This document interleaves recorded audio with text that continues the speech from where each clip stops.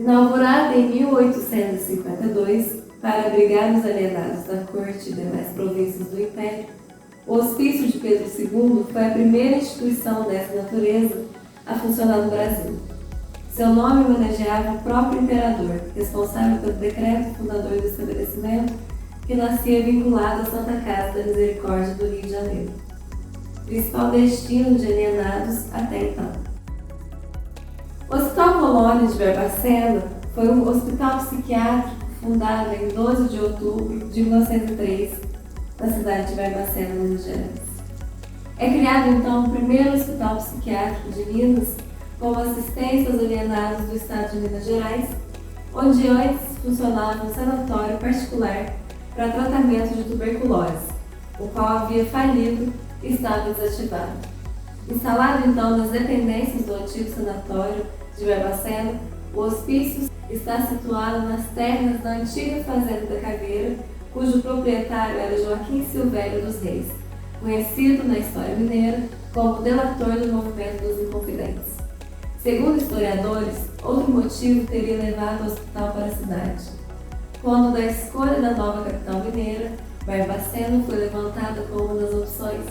Entretanto, foi preterida por não possuir recursos hídricos satisfatórios e optou-se por Belo Horizonte. Como prêmio de consolação, Barbacena ganhou o Hospital dos Alienados.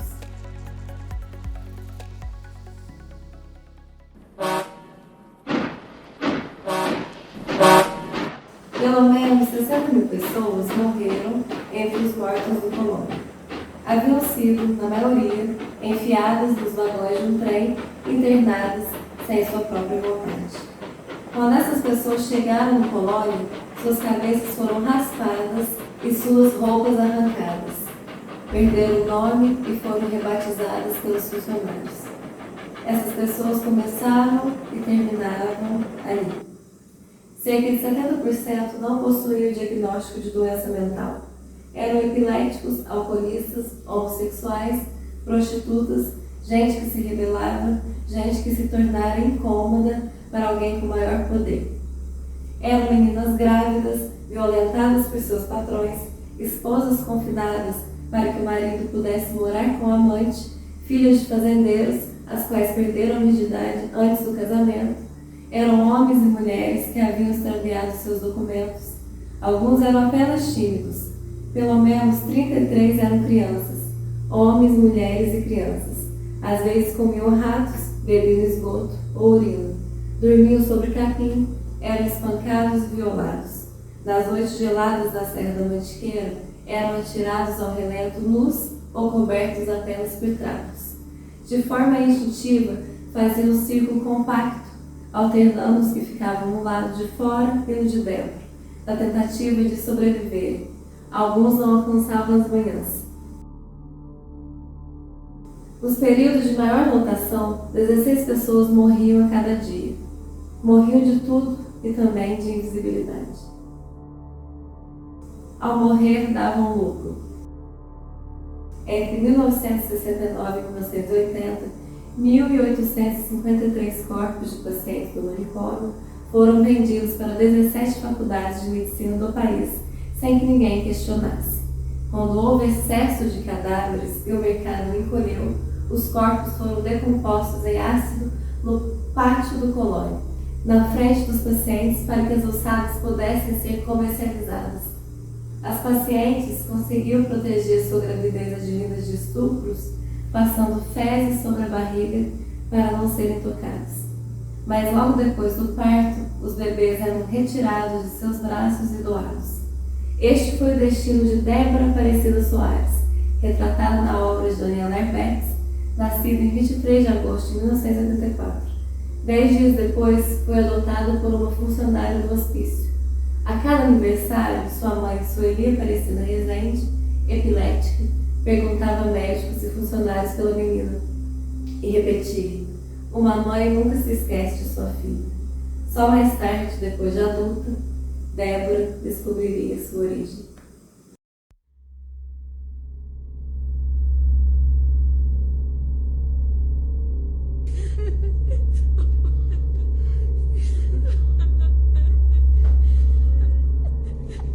pacientes eram por vezes violados de várias maneiras diferentes. Eram submetidos a duchas escocesas, que são banhos propiciados por máquinas de alta pressão. Eram acometidos pela superlotação. Eram acometidos pela alimentação precária. Muitos comiam ratos e insetos devido à falta de alimentação correta e digna. Bebiam água do esgoto que cortava os pavilhões, bebiam urina, dormiam sobre capim e eram acometidos pelo frio por ausência de roupas.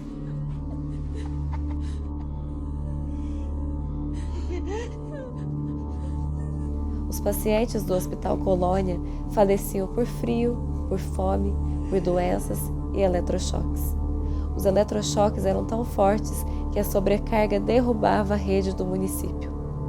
Adultos e até mesmo mulheres gestantes eram submetidas à tortura do eletrochoque. Alguns pacientes eram utilizados como cobaias para o treinamento de novos funcionários que aplicariam o eletrochoque pela primeira vez. A maioria desses pacientes não sobreviviam.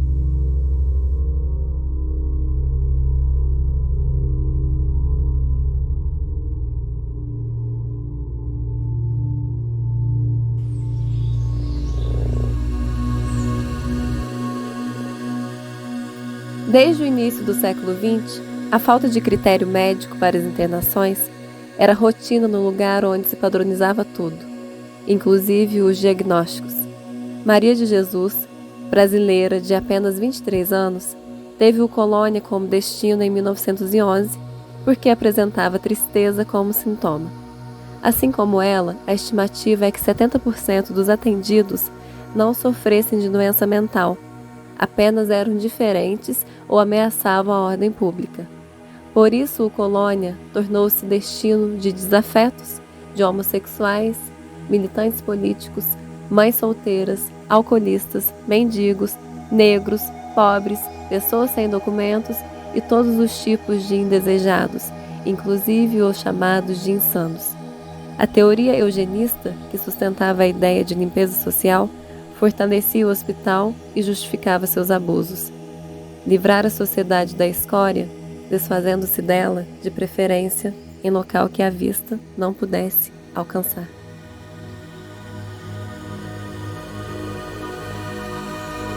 Diagnosticar a loucura e tratá-la é algo complexo e difícil. Basicamente, qualquer pessoa naquela época, no período anterior à luta antimanicomial, poderia ser internada em um hospício, ou seja, qualquer tipo de comportamento que não era visto como normal perante as normas sociais e morais da época na sociedade, fazia com que essas pessoas fossem internadas em hospícios e dessa forma os hospícios começaram a perder o controle e acabaram não dando conta da quantidade de pessoas que estavam sendo internadas indiscriminadamente. A falta de local para dormir, de remédios e cuidados básicos, e até mesmo higiene, estavam se tornando difíceis. O livro O Holocausto Brasileiro, escrito pela jornalista Daniela Arbex, retrata exatamente o que acontecia com as pessoas durante décadas dentro de um hospício. Pessoas que eram muito maltratadas e algumas ficavam sua vida dentro desses locais. Começou a se comparar manicômios a campos de concentração nazistas. E não era apenas no Brasil que estava acontecendo todo este modo de repensar a psiquiatria e os hospícios. Com a ideia de reformar a psiquiatria no mundo inteiro, começaram a surgir novas correntes com novas propostas. Entre elas, a psiquiatria democrática. Essa vertente ganha força na Itália na década de 70 por um homem chamado Franco Basaglia, médico psiquiatra italiano que tinha toda uma visão diferenciada em relação à psiquiatria. Basaglia propôs na Itália o fim de qualquer manicômio.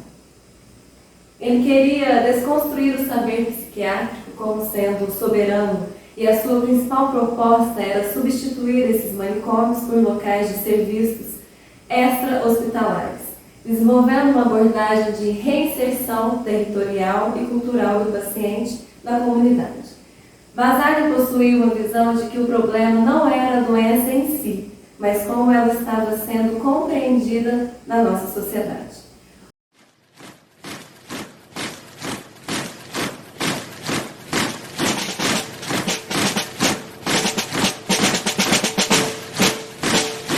O Brasil, na década de 70, estava sob comando de uma ditadura militar, mas nesse mesmo período estavam acontecendo movimentos sociais em prol da democracia e um deles era o movimento da luta sanitária, que era para rever as questões de saúde no país e propor transformações com uma visão de contrapor a própria ditadura militar. Na época era muito difícil acessar serviços de saúde no Brasil e para acessar precisaria ter carteira assinada formalmente e o acesso à saúde era regulado pelo setor privado e se tinha uma visão que a saúde era uma espécie de produto e não de direito a todos os cidadãos. Em 1978, há o grande marco do movimento social pelos direitos dos pacientes com transtornos mentais. É nesse mesmo ano que surge o movimento dos trabalhadores de saúde mental com o intuito de buscar melhorias no tratamento para pacientes com transtornos mentais e também denunciar os maus tratos causados em hospícios e manicômios. Todo este movimento foi inspirado por Franco Basaglia e teve grande influência italiana. Em 1986, acontece a 8ª Conferência Nacional de Saúde, que foi o grande marco para a criação do SUS e o movimento da reforma sanitária do país foi crucial para alavancar o movimento da saúde mental. Em 1987, aconteceu o 2º Congresso dos Trabalhadores de Saúde Mental em Bauru, São Paulo. Nesse congresso é adotado o lema "Por uma sociedade sem manicômios". Neste mesmo ano, em Santos, surge o primeiro CAPS, o primeiro Centro de Atenção Psicossocial. Os CAPs vêm com uma proposta para ser um serviço substitutivo na saúde mental, com uma proposta de substituir o tratamento de saúde mental confinado, ou seja, as pessoas não ficariam mais presas em manicômios o resto da vida passando pelos maus tratos. No início da década de 90, tem-se uma nova Constituição Federal, a Constituição Cidadã, de 1988, onde se acaba com a ditadura militar e se implanta a partir de um governo democrático o Sistema Único de Saúde, o SUS, onde se começa o exercício de serviços extra-hospitalares de forma efetiva, com investimentos públicos. É apenas em 2001 que realmente se implementa uma política nacional de saúde mental, ou a Lei Paulo Delgado, que prevê a proteção e os direitos de pessoas portadoras de transtornos mentais e redireciona e organiza todos os serviços voltados para o tratamento em saúde mental. Os CAPs se tornam um dos principais serviços que vão lidar com essa demanda de saúde mental e irão acolher pessoas portadoras de transtornos mentais com uma proposta sempre de buscar a autonomia do indivíduo de acordo com o próprio desejo do sujeito e que ele também se responsabilize pelo tratamento em liberdade. Os Centros de Atenção Psicossocial, os CAPs, são serviços de saúde de caráter aberto e comunitário, voltados aos atendimentos de pessoas com sofrimento psíquico ou transtorno mental, incluindo aquelas com necessidades decorrentes do uso de álcool, crack e outras substâncias que se encontram em situações de crise ou em processos de reabilitação psicossocial. Nos estabelecimentos atuam equipes multiprofissionais que empregam diferentes intervenções e estratégias de acolhimento, como psicoterapia, segmento clínico em psiquiatria, terapia ocupacional, reabilitação neuropsicológica, oficinas terapêuticas, medicação assistida, atendimentos familiares e domiciliares, entre outros. Os CAPs se constituem nas seguintes modalidades. O CAPS 1 é um atendimento a todas as faixas etárias para transtornos mentais graves e persistentes, inclusive pelo uso de substâncias psicoativas. Atende cidades ou regiões com pelo menos 15 mil habitantes. O CAPS 2 é voltado a atendimentos a todas as faixas etárias para transtornos mentais graves e persistentes, inclusive pelo uso de substâncias psicoativas. Atende cidades ou regiões com pelo menos 70 mil habitantes. O CAPS-I é o atendimento voltado a crianças e adolescentes para transtornos mentais graves e persistentes, inclusive pelo uso de substâncias psicoativas. Atende cidades ou regiões com pelo menos 70 mil habitantes. O CAPS-AD, álcool e drogas, é o atendimento a todas as faixas etárias, especializado em transtornos pelo uso de álcool e outras drogas, atende cidades ou regiões com pelo menos 70 mil habitantes. Já o CAPS-3 é um atendimento com até 5 vagas de acolhimento noturno e observação.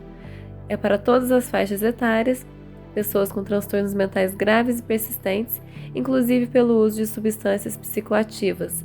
Ele atende cidades ou regiões com pelo menos 150 mil habitantes. O CAPS-AD3 é o atendimento voltado com de 8 a 12 vagas de acolhimento noturno e observação. Seu funcionamento é de 24 horas a todas as faixas etárias, com transtornos pelo uso de álcool e outras drogas, e atende cidades ou regiões com pelo menos 150 mil habitantes. Já o CAPS-AD4 é um atendimento voltado a pessoas com quadros graves e intenso sofrimento decorrentes do uso de crack, álcool e outras drogas. Sua implantação deve ser planejada junto a cenas de uso em municípios com mais de 500 mil habitantes e capitais de estado, de forma a maximizar a assistência a essa parcela da população. Tem como objetivos atender pessoas de todas as faixas etárias, proporcionar serviços de atenção contínua com funcionamento 24 horas, incluindo feriados e fins de semana, e ofertar assistência a urgências e emergências, contando com leitos de observação.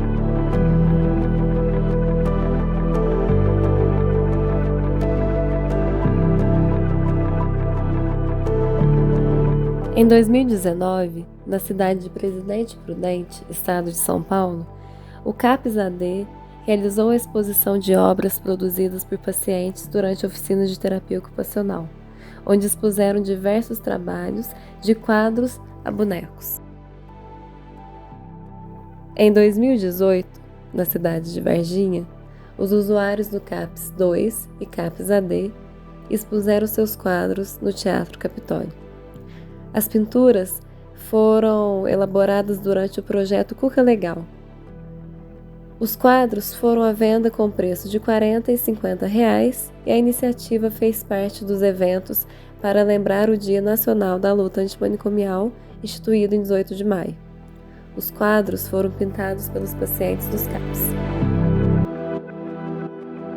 As oficinas terapêuticas são uma das principais formas de tratamento oferecido nos CAPS. Os CAPs têm frequentemente mais de um tipo de oficina terapêutica. Essas oficinas são atividades realizadas em grupo com a presença e orientação de um ou mais profissionais, monitores ou estagiários. Elas realizam vários tipos de atividades que podem ser definidas através do interesse dos usuários, das possibilidades dos técnicos do serviço, das necessidades, tendo em vista a maior integração social e familiar, a manifestação de sentimentos e problemas, o desenvolvimento de habilidades corporais, a realização de atividades produtivas, o exercício coletivo da cidadania. De um modo geral, as oficinas terapêuticas podem ser oficinas expressivas, que são espaços de expressão plástica, pintura, argila, desenho, expressão corporal, dança, ginástica e técnicas teatrais, expressão verbal, poesia, contos, leitura e redação de textos de peças teatrais e de letras de música, expressão musical, atividades musicais e fotografia e teatro. Oficinas geradoras de renda servem como instrumento de geração de renda através do aprendizado de uma atividade específica que pode ser igual ou diferente da profissão do usuário. As oficinas geradoras de renda podem ser de culinária, marcenaria, costura, fotocópias, venda de livros, fabricação de velas, artesanato em geral, cerâmica, bijuterias, brechó e por aí vai. Oficinas de alfabetização. Esse tipo de oficina contribui para que os usuários que não tiveram acesso ou que não puderam permanecer na escola possam exercitar a escrita e a leitura como recurso importante na construção ou na reconstrução da cidadania. Quais as outras atividades que um CAPS pode realizar? São atividades comuns nos CAPS: tratamento medicamentoso, que é um tratamento realizado com remédios chamados medicamentos psicoativos ou psicofármacos, atendimento a grupo de familiares, que são reuniões de famílias para criar laços de solidariedade e também discutir problemas em comum, enfrentar situações difíceis, receber orientação sobre diagnóstico e sobre sua participação no projeto terapêutico. Atendimento individualizado a famílias, que são atendimentos a uma família ou a membro de uma família que precise de orientação e acompanhamento em situações rotineiras ou em um momento crítico. Orientação, que é uma conversa e assessoramento individual ou em grupo sobre algum tema específico, por exemplo, o uso de drogas. Atendimento psicoterápico, que são encontros individuais ou em grupo onde são utilizados os conhecimentos e as técnicas da psicoterapia. Atividades comunitárias, que são atividades que utilizam os recursos da comunidade que envolvem pessoas, instituições ou grupos organizados que atuam na comunidade. Exemplo disso são a festa junina do bairro, feiras, quermesses, campeonatos esportivos, passeios a parque e cinema, entre outros. Atividade de suporte social, que são projetos de inserção no trabalho, articulação com serviços residenciais terapêuticos, atividade de lazer, encaminhamentos para a entrada da rede de ensino, para obtenção de documentos e apoio para o exercício de direitos civis, através da formação de associações de usuários ou familiares. Oficinas culturais, que são atividades constantes que procuram despertar no usuário maior interesse pelos espaços de cultura, sejam eles monumentos, prédios históricos, saraus, musicais, festas, etc., de seu bairro ou cidade, promovendo maior integração de usuários e familiares com seu lugar de moradia.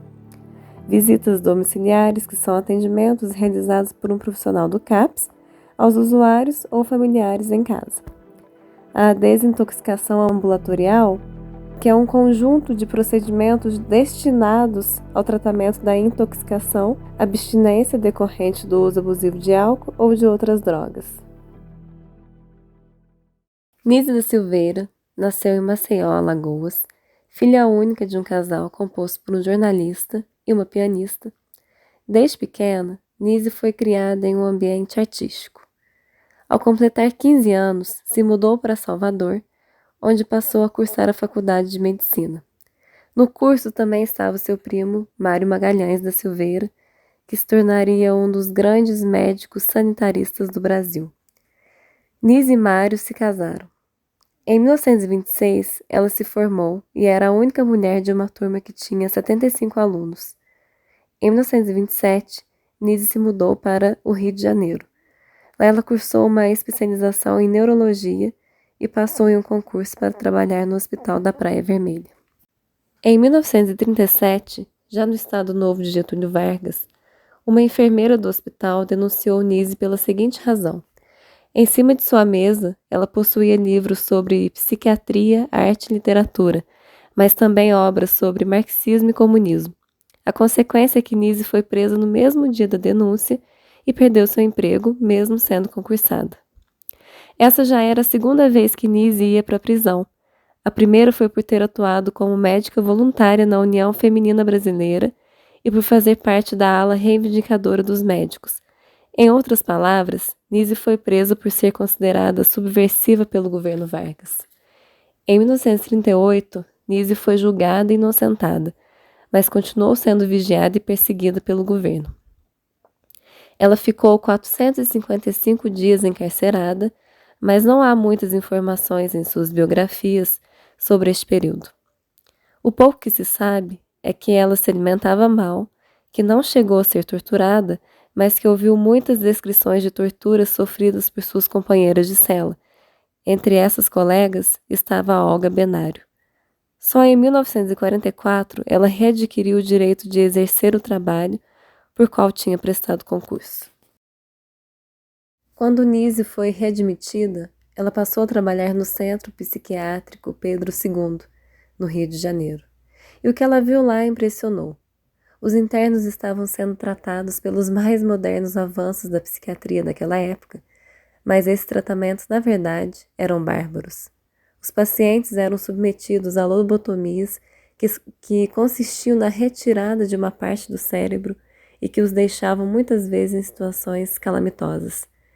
Outro método bastante comum eram os eletrochoques, que eram recomendados de forma indiscriminada para acalmar os doentes mentais. Nise então se recusa a ministrar qualquer um desses tratamentos às pessoas internadas no Pedro II, e o que ela faz é começar a mobilizar esforços para construir um setor de terapia ocupacional no hospital, que fica pronto 2 anos depois, em 1946. O espaço passou a se chamar de Seção de Terapêutica Ocupacional e Reabilitação. A ideia era que o local servisse para que os internos pudessem ser estimulados a produzir trabalho manual, mas acima de tudo arte. Nesse espaço, eles começaram a consertar sapatos, fazer móveis, ter oficinas de teatro, praticar esportes, além de pintar e esculpir. Um fato bastante interessante que diz muito sobre como Nise enxergava as pessoas acometidas com transtornos mentais era a forma pela qual se referia a elas. Nise se recusava a empregar a palavra paciente para indicar os internos. Ela preferia dizer clientes, que apontavam uma relação de troca com a terapeuta. Nise disse uma vez em uma entrevista: paciente, que coisa ruim. Paciente é uma coisa passiva, que se trabalha em cima. Não chamo ninguém de paciente. Considero o maior insulto do mundo. Nise da Silveira, na verdade, preferia tratar os internos pelo seu próprio nome. E aí já se mostrava a grande revolução trazida por ela à psiquiatria. Nise propunha que as pessoas acometidas por doenças mentais fossem respeitadas em sua individualidade, ao invés de serem consideradas como um estorvo que a sociedade precisava lidar. O trabalho dos clientes de Nise começaram a crescer e também chamava muita atenção dos médicos psiquiatras. Das mentes daqueles sujeitos, que na visão de muita gente eram simplesmente loucos, começaram a nascer obras intrigantes que davam acesso à sua vida interior. Artistas renomados passaram a se interessar pelo tratamento que Nise da Silveira estava fazendo com os internos do Pedro II. Em 9 de setembro de 1946, era inaugurado o ateliê de pintura do Hospital Engenho de Dentro, e lá os clientes de Nise passaram a ter mais condições a continuar produzindo. Depois de 4 meses de funcionamento do ateliê, foi organizada a primeira exposição das obras, e cada vez mais gente, entre psiquiatras e artistas, começaram a prestar atenção no que estava acontecendo ali. 2 dessas pessoas foram os críticos Mário Pedrosa e Leon Degas, que era diretor do Museu de Arte Moderna de São Paulo.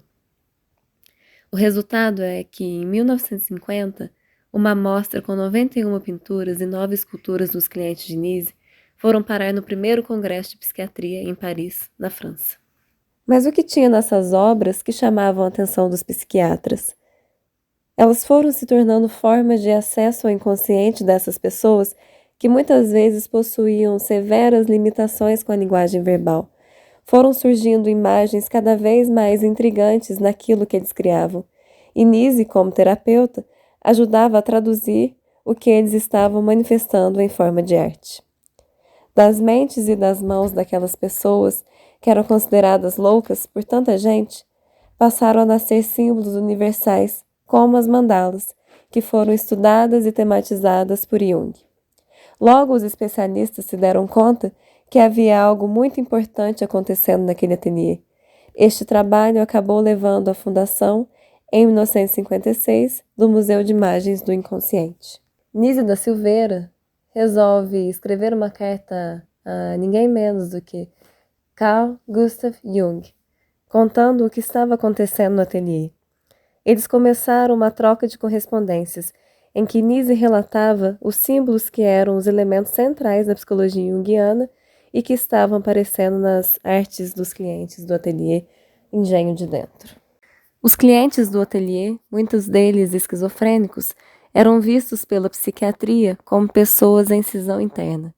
Porém, as imagens que traziam e que eram acompanhadas pela doutora Nise mostravam que haviam uma unidade imersa em sua vida inconsciente. E é a partir daí que ela realizava o processo terapêutico que promovia a melhoria deles. A história de alguns dos clientes do ateliê Engenho de Dentro ficaram conhecidas.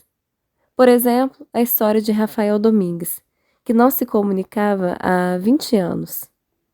Com o trabalho que estava sendo feito com ele, que consistia naquilo que Nise chamava de afeto catalisador, ele, aos poucos, começou a se manifestar, surpreendendo muita gente ao seu redor.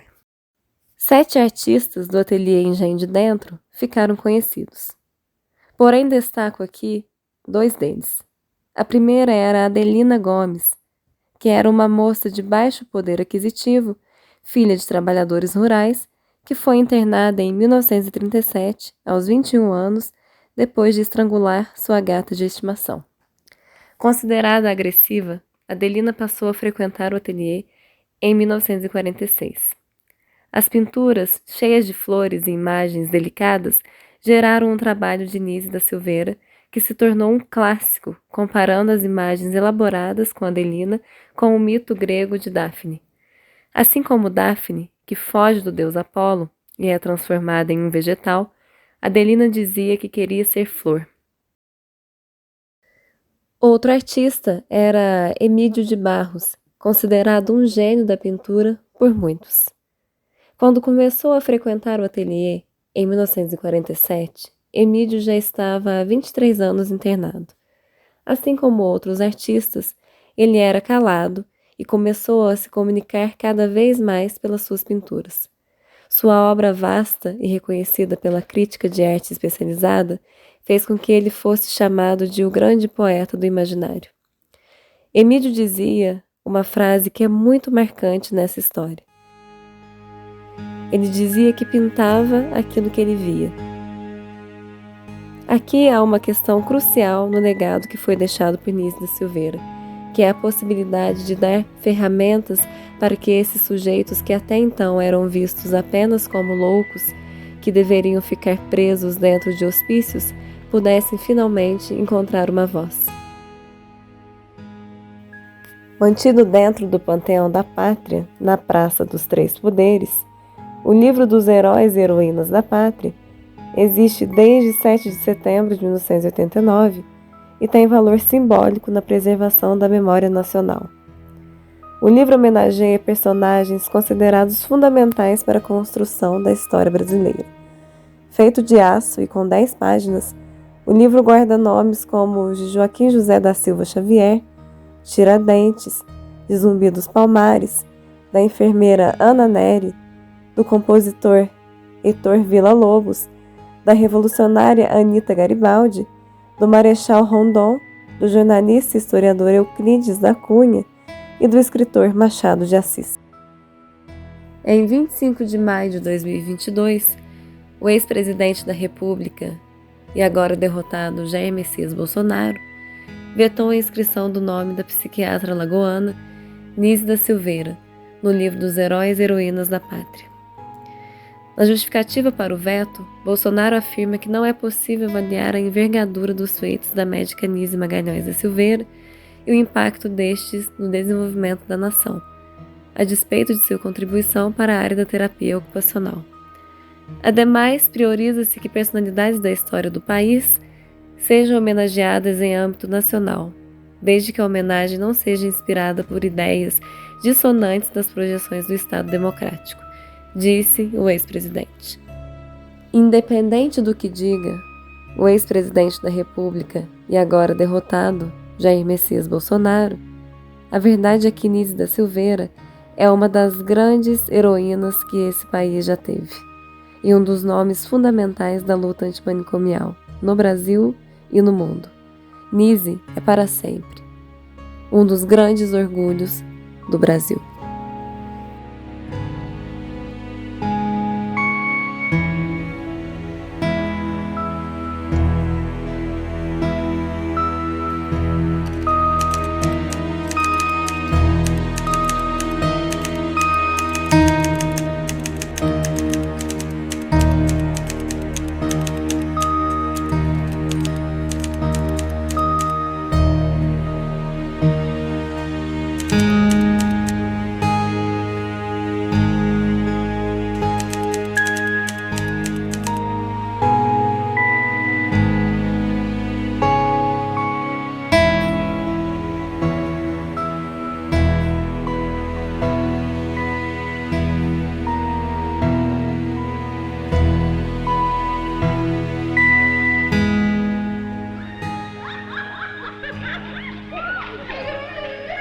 Seu Manel, tenha compaixão, tira nós todas desta prisão. Estamos todas de azulão, lavando o pátio de pé no chão. Lá vem a boia do pessoal, arroz cru e feijão sem sal. E mais atrás vem um macarrão, parece cola de colar balão. E mais atrás vem a sobremesa, banana podre em cima da mesa. E mais atrás vem as funcionárias, que são as putas mais ordinárias.